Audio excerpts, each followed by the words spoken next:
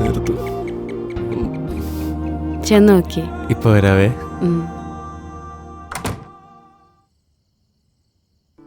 അളിയ നീയാ?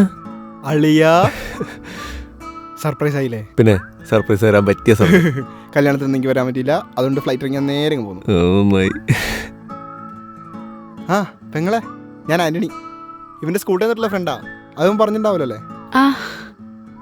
അളിയ, നിനക്ക് വേറൊരു സർപ്രൈസും കൂടി ഉണ്ട്. തീർന്നില്ലേ? മോളു കേറി വാ.